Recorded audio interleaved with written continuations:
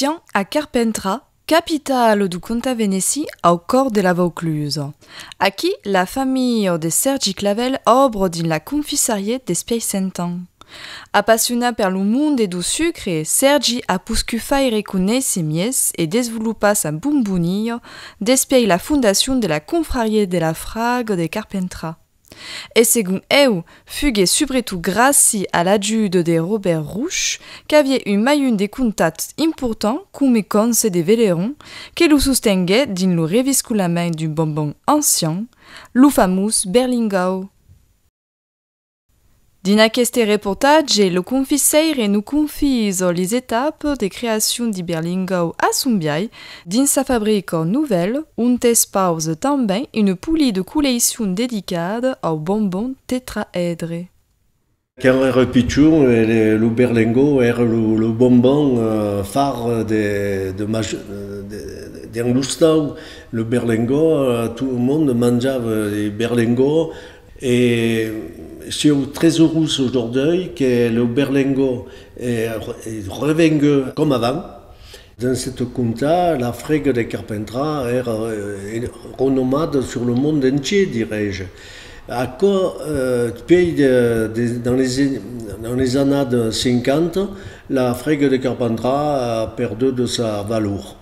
Et moi qui era conce de Véléron en exemple 1993, j'ai eu l'idée de faire remonter un peu la Frague de Carpentras, parce qu'on avait fait la fête de la Frague à Véléron le 8 du mois de mai, et à cause de bien marché, et encore on avait fait la confrérie de la Frague de Carpentras et du Comtat Vénétien en 1999. Et d'aquí, la Frague commença à se faire connaître de nouveau. Et il y avait la commune de Carpentras qui avait também les Berlingo de Carpentras. Alors l'idée a été de faire le parfum Frague, qui n'existait pas. Il y avait 5 parfums et avait fait la Frague de Carpentras. Encore c'était un grand moment et Clavel est venu nous rejoindre, est venu avec nous autres, avec la confrarie et des employés rester ensemble et faisaient la promotion de la Frague de Carpentras et le Berlingo. Ça c'était le mariage dans les années de 2000 pour faire de Berlingo la vitrine de Carpentras também, parce que des employés 30 ou 40 ans n'existent pas. Au començament, se mescla l'aigua e o sucre que faut faire caufa disunula. Après ce moment, fin qu'au bouliment, se verseja le glucose dans la préparation. Donc j'ai commencé mon apprentissage justement avec mon père donc dans la pâtisserie familiale. Donc après donc j'ai commencé un petit peu à faire du sirop, du fruit confit et du berlingot. Mais l'essor du berlingot pour moi, ça a été le coup de foudre, comment dire, de voir ce berlingot dans les années 90 disparaître petit à petit de boutiques carpentrassiennes. Donc, et c'est là où j'ai pris la décision de rebooster ce produit. Et j'ai eu la chance énorme de rencontrer le groupe C'est Moi, qui avait une confiserie à Carpentras, qui m'a vendu leur machine. Et dans les années 2000, j'ai pu redémarrer ce produit donc, en faisant beaucoup de communication. Mon souhait est surtout que ce produit ait une aura qui a été la sienne durant des années, donc, parce que ça a été le bonbon phare des années 1950 jusqu'à 1970, ça a été le bonbon phare de la confiserie française. J'aimerais, alors aujourd'hui c'est utopique, mais j'aimerais que ça redevienne un petit peu cet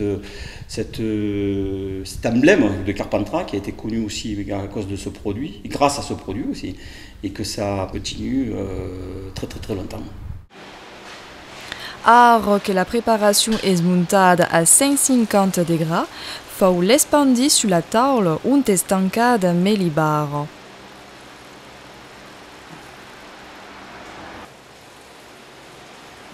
Puis, se va y pondre l'arôme. Aquest és naturau e fam de frag de carpentra. Per ben faire impregnar la redolència de frago, se pasto la preparació e se la laisse refrejar me lo ventilator.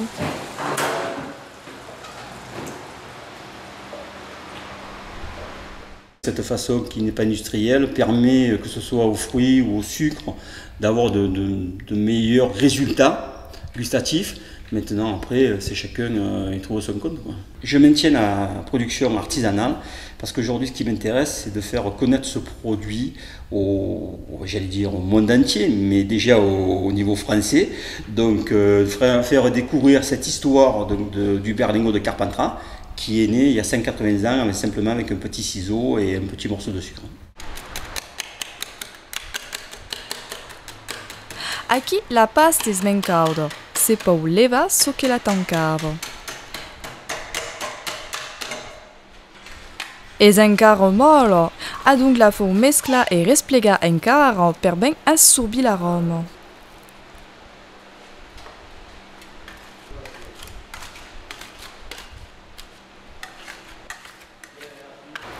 La préparation est ben rouge, ben belle. La température baisse à 200 degrés per poder mies la manipula encara.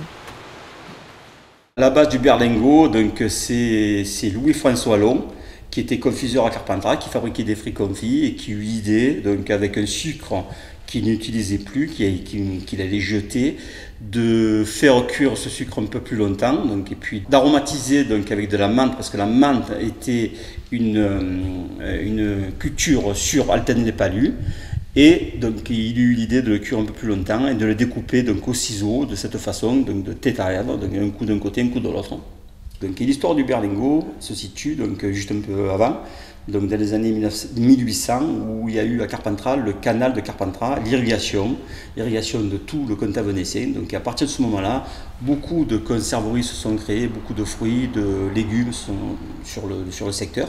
Et donc ils ont commencé à confire les fruits.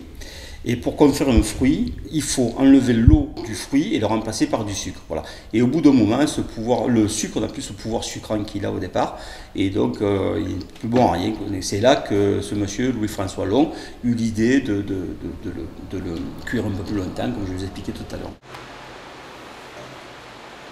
Aquesta etapa consisteix de prendre un tros de la pasta per l'enroular à l'entour d'un croquet que fa passar d'aire dins le sucre. Vai naturalment per bullir e venir ainsi mais satinat. Puis, d'aquí o tros que és a retornar au blanc, se fa faire un budin ben fin per acabar sur le barrage. Valent a dire que se pose le budin en ribant sur le restant de la pasta.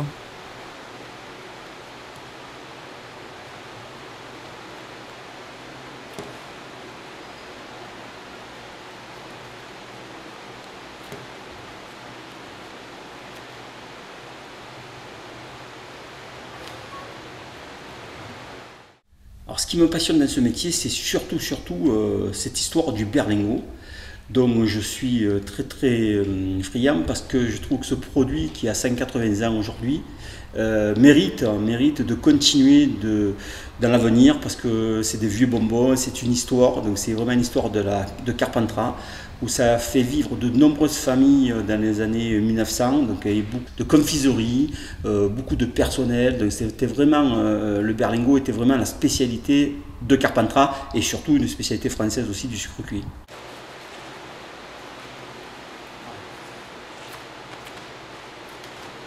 La pasta est aliscada. Se l'enroule bien, puis se donne une forme de budin avant de l'estirer longuement, finement. Et les petits budins émet des rayures rouges et blanches passent de la berlingaudière pour obtenir sa forme finale. Acquise une copie d'un premier exemplaire de maquille.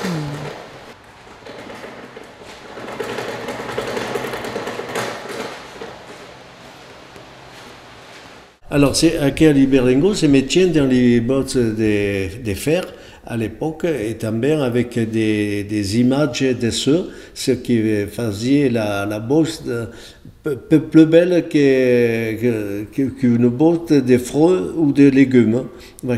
Et par contre, il faisait travailler beaucoup de gens dans les usines pour les faire ces bostes, tels que Carnot, qu'à l'époque, Carpentras, beaucoup de main-d'œuvre, también il y avait pour faire ces bostes. Une chose que les berlingots n'ont plus fait, et también les fruits et légumes qui arrivent d'autres pays, les usines se sont barrades también. Alors que les berlingots reprennent, il y a les bostes en verre, parce que c'est moins cher certainement, mais también en fer, parce qu'il y a les gens d'avant qui continuent à combattre les berlingots dans les bostes en fer. En sortant de la macchina, les berlingots sont tutti staccati. L'opération seguente permet de les despegar amb un pitjor code en man. Ça pon enfin un peu de talc per mieux les secar et conservar. Vaqui, les berlingots de Carpentras aromatisa a la fraga. Nostra émission gourmand est acabada. En quelques minutes, aves puscu cabussa din l'indusson nostalgique du berlingot de Carpentras, mais la respelido d'un saupre faire artesanal et le développement de la confiserie Clavel. Si vous voulez visiter la fabrique et son espace muséal, baste de vous entresigner sur le site clavel-confiserie.com.